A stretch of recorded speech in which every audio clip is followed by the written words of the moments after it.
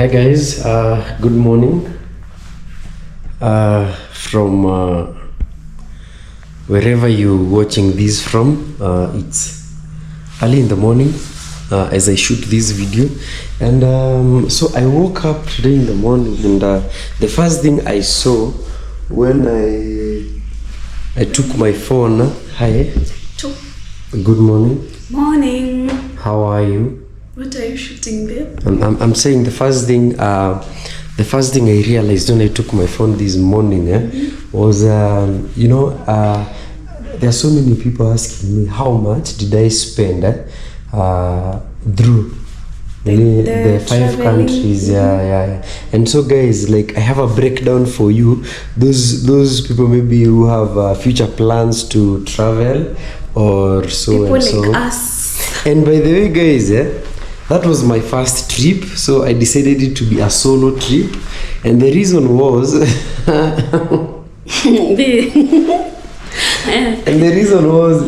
I first wanted to experience it alone, so that next time we travel with her, you'll have had some experience. And so guys, guess what?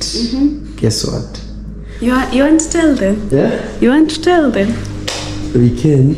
Not enough light here. Yeah? You don't have lights? Mama, we go here. Yeah, there is not enough light. Yeah, let's use this area. Or even we can stand outside. You know the weather is bad. The weather is weathering. The weather is bad. Yeah. I can see my sandals. Guy, look at Nini, my dog. It's shaking. Yeah? Your jumper is? That. No, it's not dirty. That, you see? Zoe's food. Hi, are you looking forward to learning forex trading or binary trading? Look no further, since Ola Forex Hub got you. We are committed to providing comprehensive training and resources to our team, ensuring they have the tools to navigate the complexities of the forex market. We offer both online and physical classes. We charge 30,000 Kenya shillings for forex training and mentorship, and only 15,000 Kenya shillings for binary training and mentorship. Visit us today along Thika Superhighway, Spar Mall, Kimbo, third floor, room number T01. You can also WhatsApp us on 0794 563 004. So guys, it's not raining. What was I saying? Oh, about traveling. Guys, I'll be giving you videos that are raw and uncut. No much edits, just something pure, something raw. So what's the good news? The big Do you have what here? The big? The big news. Alright. Okay, the big news is that we are going to travel together with Felicity Shiro in my next journey. And I have had a lot of people requesting me to travel to South Africa by road. Can you imagine? Gosh. Can you imagine by road? Take months. Huh? Yeah, that is something It that seems we like have a long, to sit down but the likes of Live Kenya have made us realize that it's actually possible, because right now I've been following her journey, and she's doing some great work. I knew her through Mwakazi. Mwakazi knows like each and every traveler. Mwakazi knows each and every YouTuber who is a traveler, not only from Kenya but from everywhere, and that's why guys, it was even a little bit easy. Reason number 1, I decided to travel. Guess. Reason number 1, you? I decided to travel. To start doing traveling. Yes. Tell us, babe. Yeah? Tell us. Mwakazi called me 3 days earlier. You understand? And he told me that by there I'll be going. I'm traveling to 5 countries. I think we were talking about something that I can't remember, and it was just by the way. And I asked him how, like road, by air, and he said by road. And then I was like, maybe I can join in. So I told her that I'm actually going. I told you. So I was actually testing. Testing the water. Yeah, testing whether you'd agree to it. What do you Yes, I was testing. What do you mean, Bill? Yeah, I mean it. Testing it? Let me ask you a question. 5 days earlier, 3 days earlier, had I decided? No. So I decided now to look for all documentations, and she actually didn't believe it until she So, baby, saw the COVID, the Comesa International, whatever, the yellow. So, babe, you are not testing if I'd agree, because already it's like you are assuming I'm good. When I told you, you weren't against it. So Babe, I thought you I were just joking. went forward with my plans. I thought you were joking. No, I was not joking. I was very serious by the way. So guys, now I want to split that budget. I want to split the expenses used throughout that process. Hold this one for me. Hold it for me. So guys, our journey starts from here. Let me show them your car a little bit.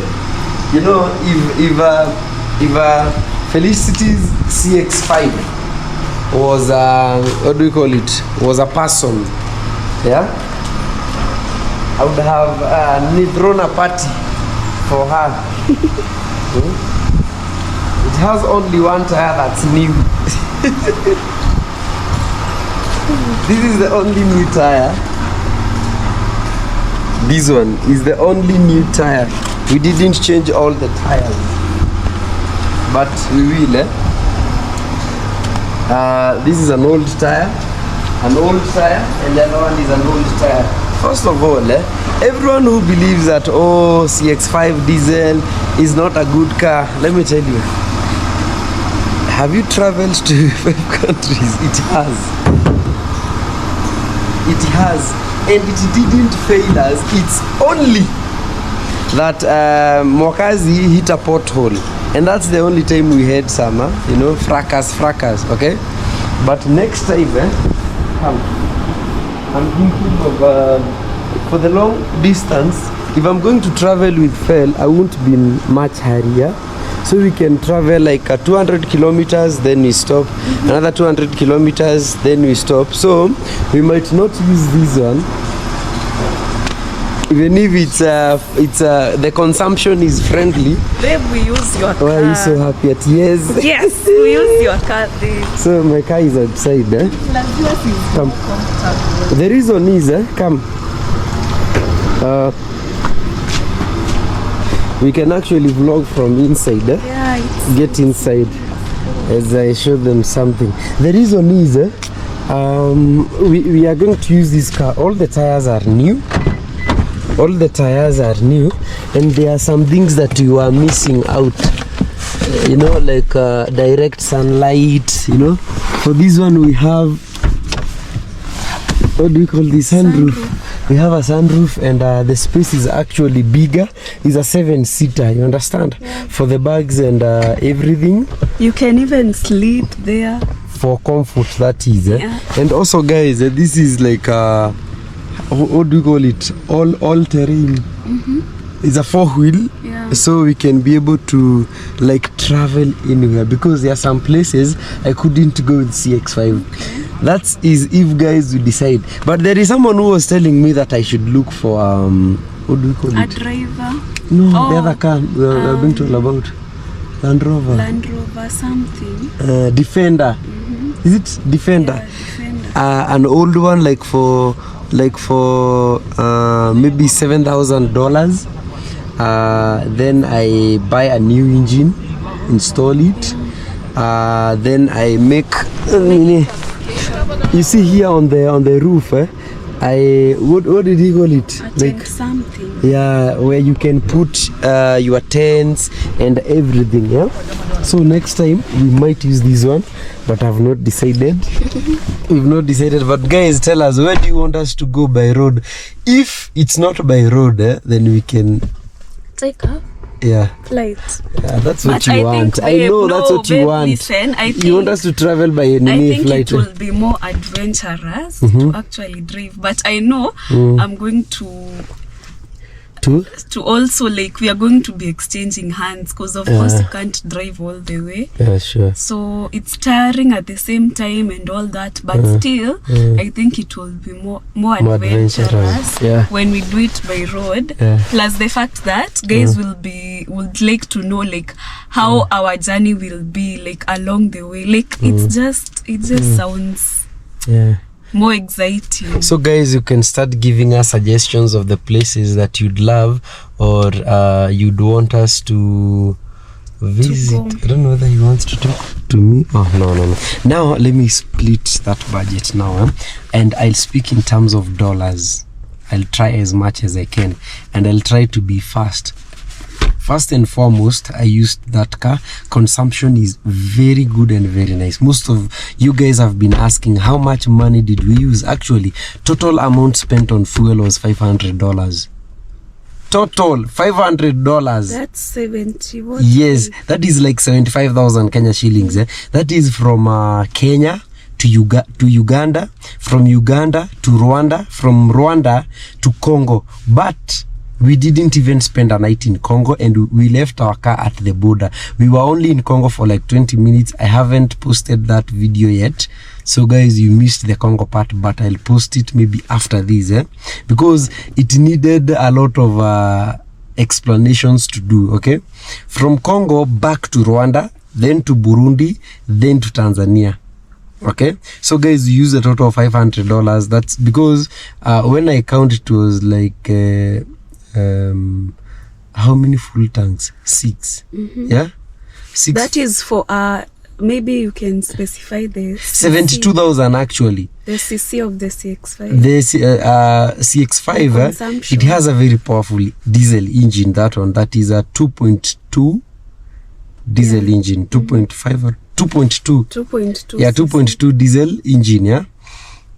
So that was on the fuel part, $500. Now that is not actually where you spend a lot of money. You know, everyone is asking about fuel. Stop asking about fuel and ask about accommodation and food. That's actually where we spend a lot of money. And now having those tour guides to take you somewhere. One, you must pre-plan your journey. Was made possible by Mwakazi. Why? Mwakazi know people, and Mwakazi made me know people. So if you haven't subscribed to Mwakazi Adventures, you have to, because guys, like 70% of that journey happened because of Mwakazi. Why? When we reached Uganda, Mwakazi had friends, Elena and the husband, and they actually hosted us. So guys, we didn't pay anything on accommodation in Uganda, and actually food was provided when we were at home. That is morning and evening. Yeah. So but now every time we are shooting and we need to eat something, we could eat. Actually, most of the money used there was on maybe visiting like the mosque, the Gaddafi mosque, and other places that we had to pay for to enter the museum. And it is not a lot of money. Actually, it is like, you know, the kind of money that you tell someone keep change. You understand? So but now I want you to understand it in this form. What if you don't have anyone to host you? You can get a good you can get a good place to sleep from like $10 to $30. When you are traveling, you avoid high costs of things. You avoid spending so much or going to 5-star hotels. No, you just do a normal area. You understand? So from $10 to $30, you can get somewhere to sleep. Unless you are rich, super rich. Yes. Now in Rwanda, what we had to pay for is the Nini is actually free. The what? The genocide. The what do you call it? The Rwanda Memorial Genocide, Kigali Memorial Genocide was actually free to enter there and see everything. We didn't pay anything. And also the other place that is similar to the genocide, it was actually free. You understand? My initial plan was to visit the gorilla forest. I know there is a forest there that has chimpanzees, gorillas and everything, but I was told there's a lot of money to enter. How about the accommodation in Rwanda? Accommodation in Rwanda, fairly on fair grounds, it's not like in Kenya whereby you can actually book a whole like 3-bedroom Airbnb and be given the costing for the whole of it. In Rwanda it's different. Each room has to be booked separately, you understand?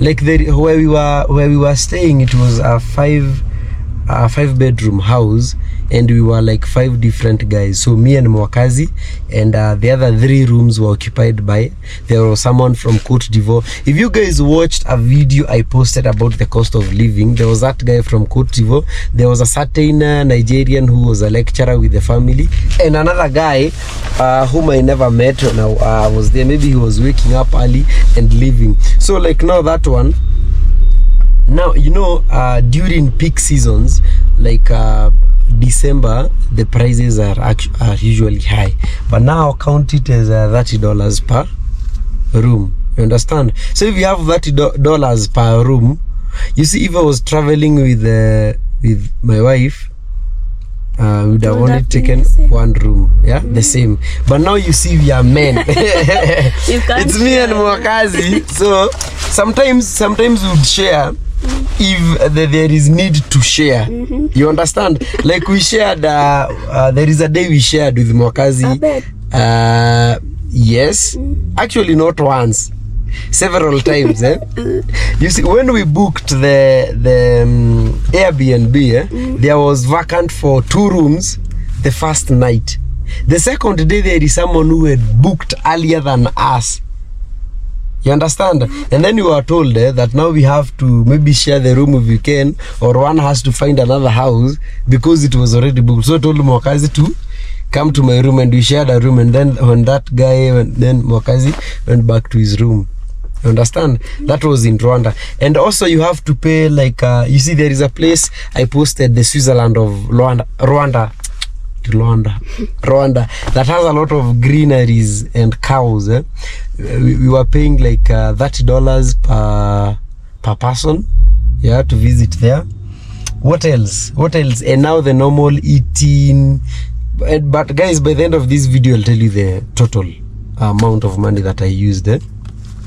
And actually, out of all the countries that we traveled to, we found that Rwanda was the only country that was more expensive than all the others.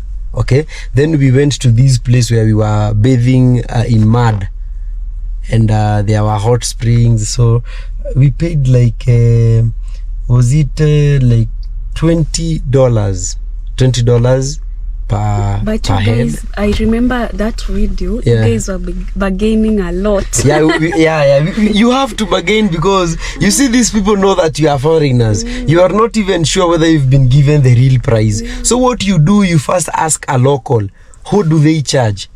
You understand? Because even if you try to speak like those people, there is that accent, they'll just know that this person is not from. Even when a Nigerian comes here, like there is a certain point in Tanzania where police officers requested to see our passports and everything. And now when I would speak, Mwakazi speaks, Kenneth speaks, the Indian girl speaks, and Nani speaks Fikazo. They would tell that we are from different countries. So, and once they checked the passports, he says this is from Nigerian, this is an Indian, this is a Kenyan, these are on these. The officers told us to go out of the vehicle, and they did a thorough check. Can you imagine five guys from different countries in one vehicle? You understand? Sounds like and we are in Tanzania, and we don't have a Tanzanian person in the vehicle. You understand? Understand my point? After Rwanda, we got into Burundi. Burundi is the cheapest. Burundi, we don't need to have a lot of money, because we are paying like $11 for accommodation. That is my room, and it had Wi-Fi. Actually, in the former capital city, that is Bujumbura. Okay, it was not so expensive, but we only spent one night in Burundi. Guys, there are 2 times we slept in the car. The whole night? Yes. Along the border? The first time we slept in the car was was when we were entering Tanzania from Burundi. The reason is we had things to shoot and we didn't want having to queue, you know, all that line at the border, because we were informed that there could be a lot of people passing, you understand? So we had to start traveling at night from Bujumbura all the way to the border, and we arrived at the border around 2 a.m. in the morning, 2 a.m., 3 a.m. So we had to sleep there until 8 a.m. the following morning. And then the second time is when Mokazi hit a pothole. The night that we were exchanging tires and there were hyenas at night. Those are the only two scenarios we slept inside the car. Now Tanzania is like Kenya. Everything is like Kenya. Now after Burundi we enter Tanzania. Everything is like Kenya. If you buy at $1 a loaf of bread in Kenya, it will be the same in Tanzania. Okay. Like almost everything was there. So we only slept. We paid $30 for accommodation in Tanzania, but in Mwanza we paid around $20 per room for accommodation, had Wi-Fi and everything, you understand? Yes. Now guys, if you are traveling from Kenya to those 5 countries, and you are alone, if you are alone, you should have between 200 to 300,000 alone. I think it's better if like, you guys are the more. If you have $1,500, you are okay. You can travel to those 5 countries and back if your car is also not consuming a lot. You understand? Because Mwakazi told me that I should have only 100,000. That is like $700. But I decided to be on the safer side to have more money. So I had like 300,000 Kenya shillings. That's like $2,000. But I came back with 100,000 plus. Okay, so I came back with like but for you, babe, almost $1,000. You are like splitting bills because you are two. We were only splitting in terms of accommodation, and you see in Uganda we were hosted, no accommodation, and I traveled for a total of 15 days. 2 times we slept in the car. No, for the. Do you understand? So it was only for we were not splitting accommodation. We were splitting fuel. Only. So fuel I spent alone half of like $250. You understand?